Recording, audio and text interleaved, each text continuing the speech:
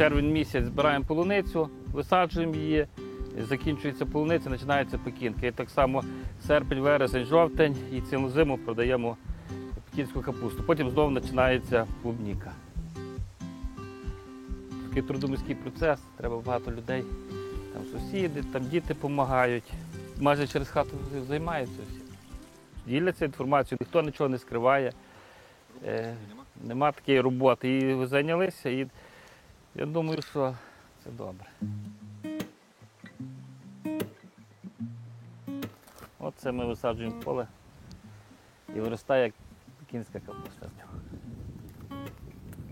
Оце все, всього десь 4 гектари. Це розсада полуниці. Ну, тут ще корінь слабий, де-не-де, ще трошки повністю запліте корінь, тоді воно буде висаджуватись в поле. Ну, от тако, ще трошки. Такий кущик. Оце, як коли велике сонце, то ми накриваємо сіткою. Щоб не будувати теплиці, ми прямо так на землі, воно досить непогано виходить. Це тара, от коли ми зберігаємо капусту.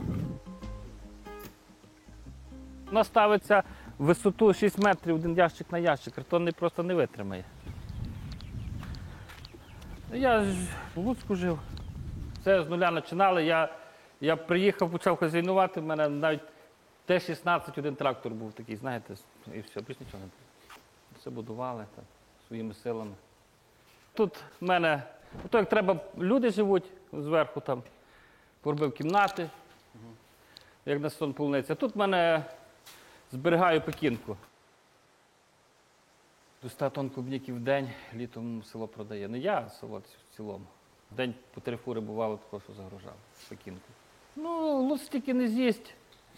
Київ то ровно бере, але основна маса, то я пішла цього року на Білорусь, а далі куди вона їде, я не знаю.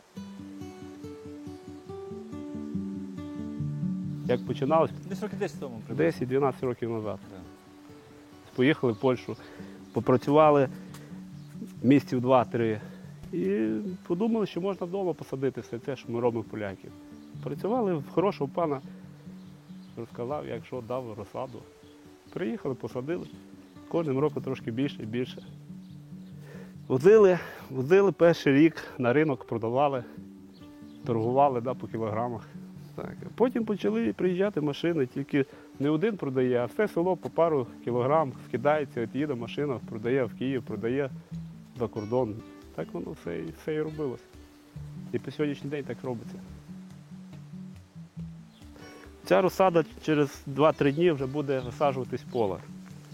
На мій погляд, досить непогана розсада, так що її ми не тільки для себе, а можна і продати. А на мій погляд, вона ідеальна, Вітя. А ну підніми переверни палету.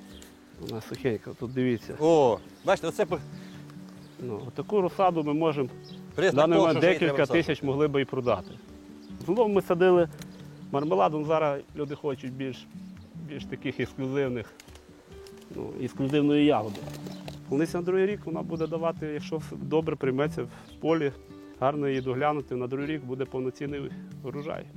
Постарайся своїми силами переважно. Так, в основному своїми силами, якісь допомога один одному, то трактор, то ще щось. З людьми дуже важко і більшість їдуть до Польщі.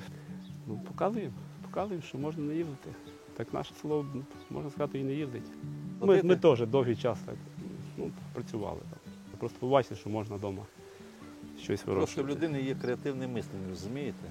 Ну, що, якщо хтось може, то я що гірший чи що? Хоропорин. 757, що по реєстрації йдуть. Ну так воно більш-менш є, бо хтось живе, хтось не живе, хтось живе без реєстрації. Це адміністративне приміщення, яке було до 2016 року на балансі колгоспу. Потім вони на 2016 році передали на наш баланс. Отут ми плануємо створити логістичний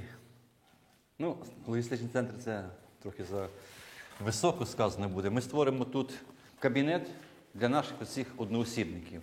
Буде комп'ютеризований, і тут оці люди можуть зібратися, обговорити свої проблеми. Є люди, які займаються суто питаннями реалізації, збуту, ринки шукають і так далі. Ну, щось таке подібне будемо створювати тут. І це вже буде в цьому році, я думаю, до кінця року все буде в цьому приміщенні зроблено вже. Звичайно, дорога буде також зроблена, але чуть пізніше. Але це, що треба дати людям можливість зробити і заробити, це в першу чергу треба дати людям. На тому ми і стоїмо. Нас люди всі працюють і всі завзяті, як і вся Україна. Що вже все більше і більше підхоплюють, окружні села підхоплюють. Приїжджають, запитують і щось теж садять. Ну, в основному то хорохори садять. Да, оце хлопці, які почали, кажу, відроджувати село собі. Були одні пенсіонери, які чекали пенсію, яку поштарка принесе і все. От усе було, що було. Так, а зараз А фактично сьогодні, слава Богу, кожна хата, людина хай має трошки, можливість заробити якусь копійку. Да.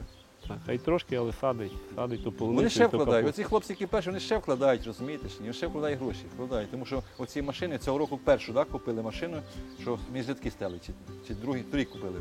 А цього року вже хочу купити ту, що між сапає.